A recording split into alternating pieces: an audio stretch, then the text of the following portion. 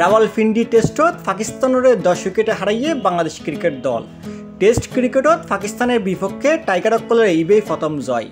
শেষ দিনে টাইগার বোলারসকলের তোপে সফরকারীসকলের বড় লক্ষ্য দিতে ব্যর্থ হয় শান মাসুদের দল। জাকির হাসান সাদমান ইসলামের অপরাজিত জুটিত জয় নিশ্চিত করি মাঠ ছাড়ে বাংলাদেশ। এই টেস্টত প্লেয়ার অব দ্য ম্যাচ নির্বাচিত হয় 191 রান করা বাংলাদেশের মুশফিকুর রহিম।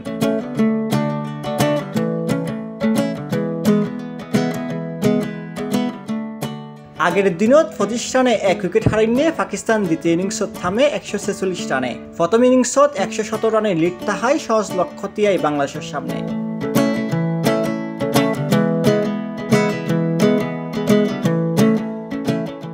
প্রথম ইনিংসত সৌদ বিন শাকিল ও রিজওয়ানের জোড়া সেঞ্চুরিত বড় গড়িয়ে পাকিস্তানের সংগ্রহ তিয়াই 448 রান। জবাবে মুশফিকুর 191 রানের পাশাপাশি দলীয় আরও 4 ব্যাটারের অর্ধশতকে 565 রানে থামে বাংলাদেশ।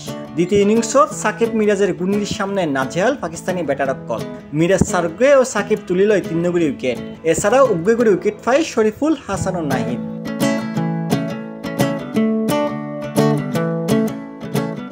এই টেস্টত এক বিশ্ব রেকর্ডের নাম লিখাইয়ে tiger allrounder Shakib Al Hasan. বাহাদি spinner হিসেবে আন্তর্জাতিক ক্রিকেটত এখন সর্বোচ্চ উইকেটের মালিক সাকিব। তার উইকেট সংখ্যা 706।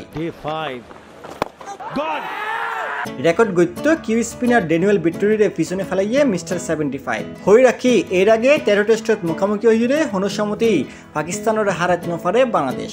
12 রান জয় পায় পাকিস্তান আর ডয় উগ্রে ম্যাচ। অবশেষে 14তম ম্যাচত প্রথম জয় পায় বাংলাদেশ। ইবে 143তম টেস্টত বাংলাদেশের 20তম জয়। বাকি তাহে এখন শুধু ভারত ও দক্ষিণ আফ্রিকা। এই দুই দেশের হারাতে ফাইলেই ব্যাক দেশের বিপক্ষে জয় পাওয়া যাব টাইগারসকলের। C+ TV Chittagong.